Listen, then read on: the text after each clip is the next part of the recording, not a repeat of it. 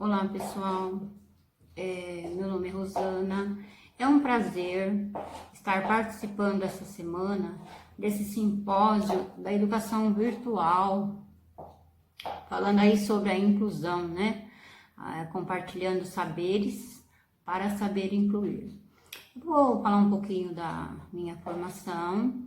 Eu sou professora da rede estadual, sou PEB 1, né? Do primeiro ao quinto ano. Formado em pedagogia. Sou também professora da rede estadual, da área de língua portuguesa e espanhol. Já atuo na rede há muitos anos, né? Trabalho pela nossa diretoria Leste 3. E também sou pós-graduada em psicopedagogia. Fiz uma outra formação também na pós de Libras, né? Onde eu me especializei. Sou pós-graduada em docência do ensino superior e pós-graduada em gestão escolar. Atualmente estou finalizando a pós de educação especial e iniciando uma outra pós em direito educacional. Então, pensando aí que toda essa formação ela vem com uma formação continuada, né? Eu atuo na área em diversas áreas, né? Como eu falei, PEB 1 e PEB 2. Eu também sou professora de Libras no Espaço Cultural Paulo Freire, onde nós trabalhamos com a comunidade em Guaianazes, ofertando o curso de Libras gratuitamente para a nossa comunidade, para incluir. Também trabalho pelo Instituto Arte das Línguas, como professora de Libras, fazendo aí a inclusão do surdo na área das autoescolas, né? Que eles têm direito de tirar a carta junto com nós, né? Que somos ouvintes, e eu trabalho com os autoescolas para que aconteça realmente a inclusão da pessoa surda dentro do autoescola. E aqui eu venho, né? Trazer um pouquinho para vocês agora da história, né? Vamos dizer, conhecer um pouquinho da história dessa pessoa, da pessoa surda. O meu tema eu venho trazendo aí um pouco a questão da importância de Libras dentro do currículo da educação e a importância desse conhecimento para os profissionais da educação, pensando aí que Libras é para todas as pessoas, para todas as áreas, mas eu venho trazer dentro da área educacional esse trabalho voltado com Libras, né, a importância como disciplina no currículo e para que se efetive aí a inclusão do aluno, né, na escola, da pessoa surda quanto cidadão dentro da sociedade, ok? Pessoal, então, vou trazer um pouquinho do breve histórico da educação dos surdos e voltar um pouquinho no tempo, que nós precisamos conhecer, né, assim, a história de luta deles, né, para eu poder entender um pouquinho desse contexto que vai ser a linha que eu vou comentar, que eu vou falar com vocês, tá certo? Então, a história da educação dos surdos, ela é assim cheia de controvérsias e descontinuidades. A primeira notícia que nós temos é do século XII, quando os surdos não eram considerados humanos e não tinham direito à herança, não frequentavam nenhum meio social e também eles eram proibidos de se casarem. Aí o que acontece? Na Idade Média, com o feudalismo, os surdos começaram a ter uma atenção diferenciada pelo clero, pela igreja, que já estava na época preocupada com tais pessoas porque elas não vinham se confessar, né? Já havia essa preocupação. As pessoas na época não iam se confessar porque não apresentavam uma língua estruturante para o seu pensamento. Mas a igreja também estava muito preocupada, pois nascia naquela época muitos surdos nos castelos dos nobres, devido à frequência de casamentos consanguíneos comuns naquela época. Visto que a nobreza não queria dividir a sua herança com outras famílias. E assim eles acabavam se casando entre primos, sobrinhos, tios e até mesmo irmãos. Como lá nos mosteiros da igreja havia padres, monges e frades que utilizavam de uma língua gestual rudimentar na época, porque naqueles ambientes existia o voto de silêncio.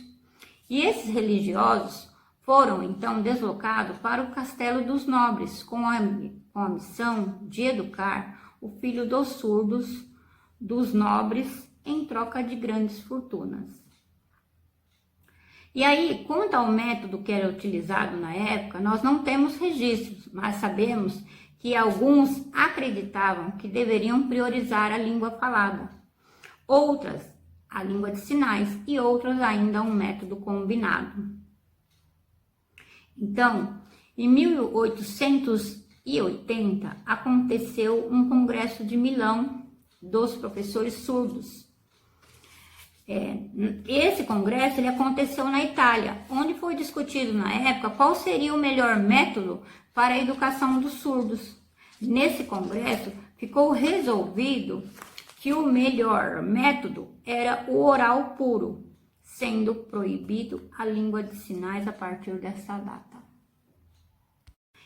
Então, a partir daí, as crianças surdas muitas vezes tinham suas mãos amarradas para trás e eram obrigadas a sentarem em cima das suas mãos ao irem para a escola, para que não usassem a língua de sinais. Então, era proibido usar a língua de sinais.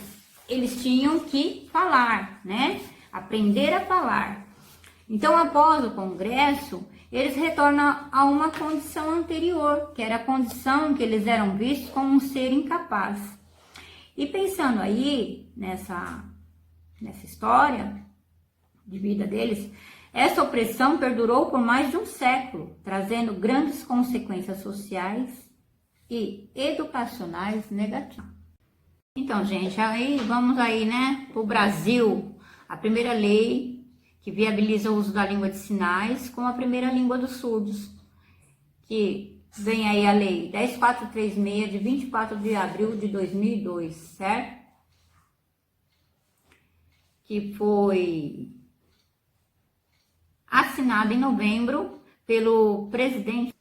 Esta lei foi regulamentada pelo decreto 5626 de 2005 e dispõe sobre a língua brasileira de sinais. E essa lei, ela vem como garantia de direito para a pessoa surda, né? Para que a gente possa aí pensar numa inclusão, nós temos que pensar a importância do aprendizado de Libras. Só que nós temos que pensar que Libras tem que estar incluída no currículo do nosso aluno. Ela tem que estar como garantia de direitos no sistema educacional e também no ensino superior. Não dá para pensar em Libras sem ter ela na grade curricular. Nós temos hoje na sala de aula o nosso interlocutor, mas só o interlocutor não é necessário para a inclusão. Nós temos que pensar que o professor, ele também precisa desse conhecimento. E pensar que nós temos que fazer a nossa formação voltada a esse conhecimento de Libras, né? Garantir o direito do aluno surdo dele ser incluído, pois sem Libras, gente, não há inclusão. Nós precisamos incluir aí a comunidade escolar, porque o surdo, ele está em todas as partes, ele está no comércio, ele está na padaria, ele está na escola, ele está no hospital, e ele está em todos os lugares da sociedade. E quando nós chegamos ver o lado da pessoa surda, nós pensamos aí, o médico não sabe Libras, professor, poucos sabem, né?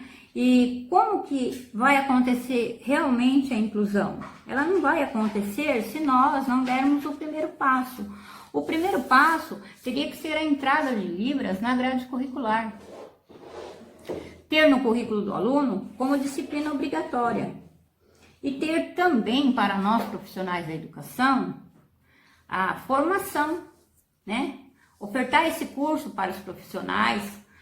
E eu digo que Libras é para todas as áreas, mas se Libras começar na escola, se ela tiver agregada ao currículo do nosso aluno, nós já temos o primeiro passo para a inclusão, porque ela vai atravessar os muros da escola.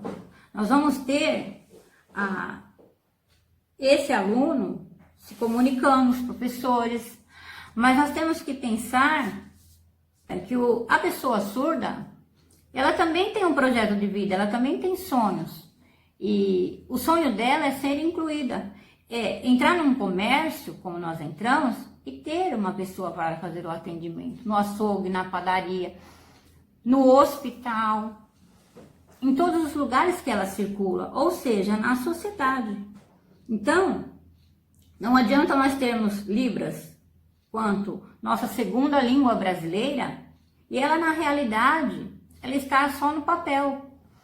Então nós precisamos estar na luta junto com as pessoas surdas, para que realmente aconteça a inclusão. E a maior briga deles agora é para que aconteça realmente a entrada no currículo, que agregue no currículo do aluno, que entre na grade curricular, tanto na rede, vamos dizer, estadual, na rede municipal, que eles tenham acesso também às universidades, porque nós temos hoje na rede o nosso projeto de vida.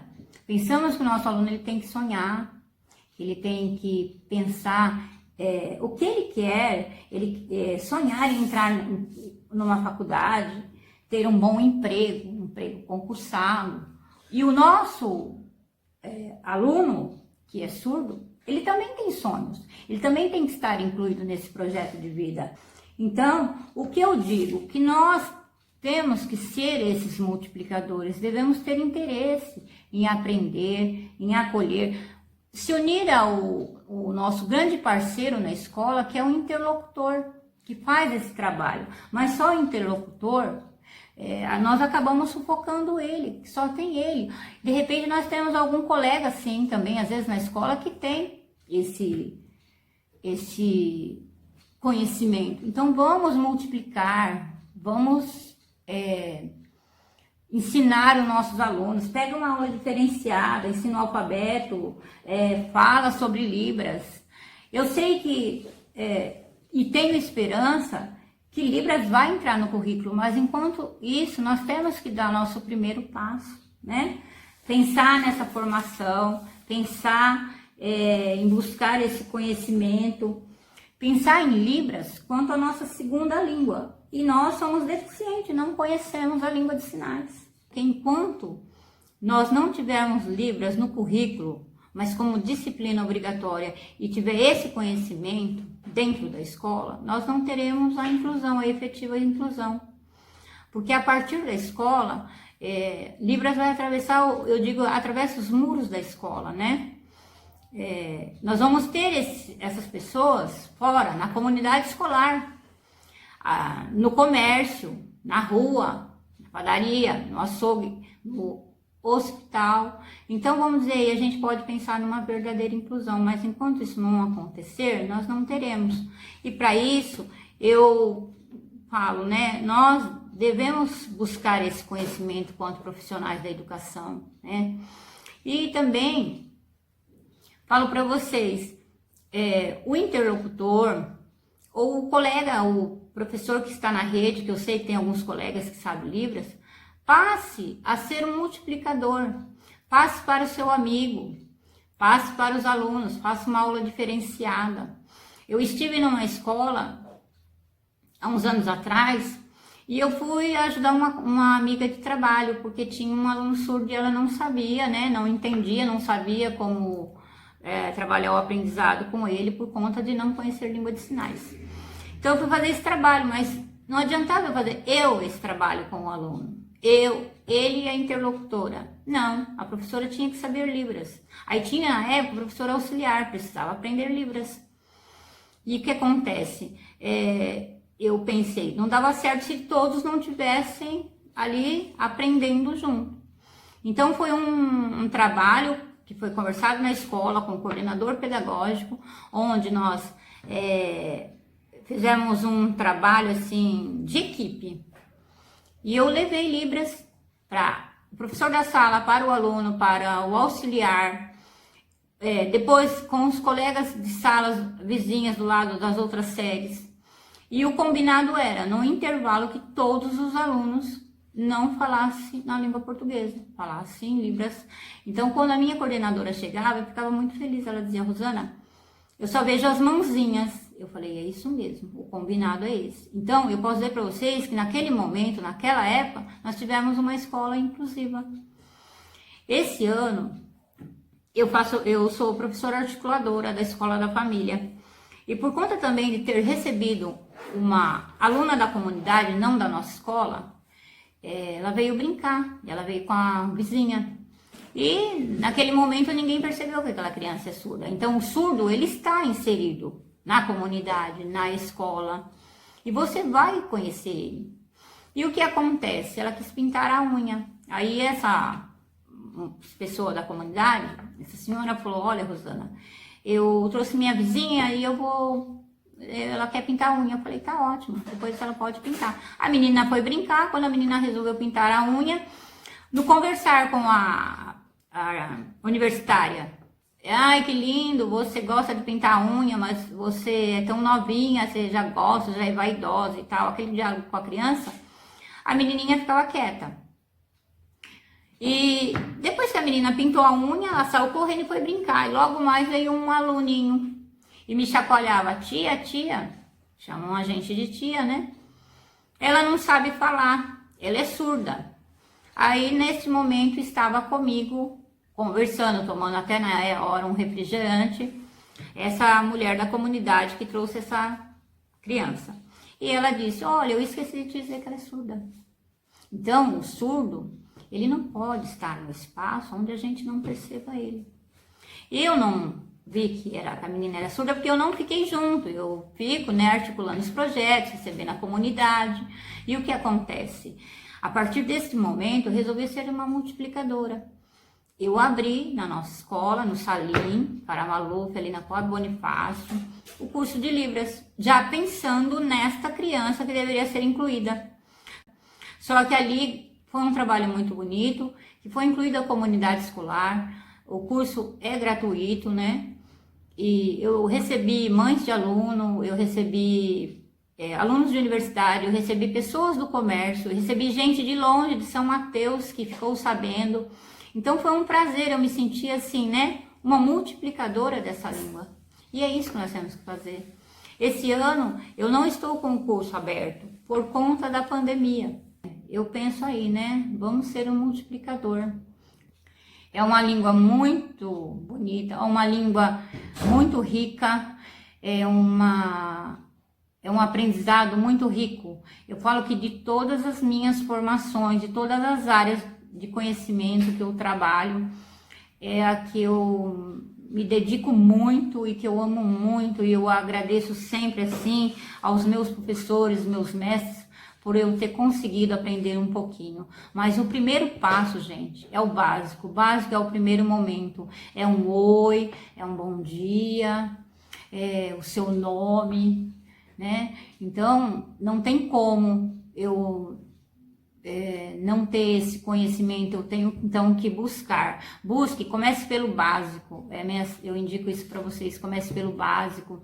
Depois vocês podem até se especializar para o intermediário, para o avançado. Mas se todo mundo conhecer um pouquinho, já é o começo. E quando vocês encontram uma pessoa surda e vocês falam um oi, tudo bem, ou um bom dia, gente, eles ficam tão felizes e é tão gratificante.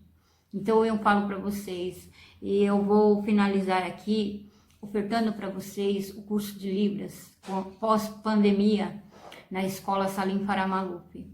Eu também trabalho pelo Instituto Paulo Freire em Guaianazes, também vocês podem procurar, mas a princípio procurem o Salim. Vocês vão ter um curso gratuito com certificado pela Escola da Família, e eu vou ter o prazer em recebê-los e multiplicar um pouquinho do que eu sei.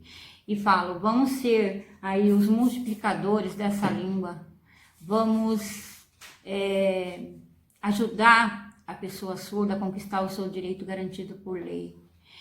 E vou falar uma frase minha que eu sempre, em todos os lugares que eu levo Libras, né, eu falo, a inclusão verdadeira, ela começa pelo coração. Primeiro eu tenho que incluir no coração. Se eu incluir, gente, aí esse é o primeiro passo.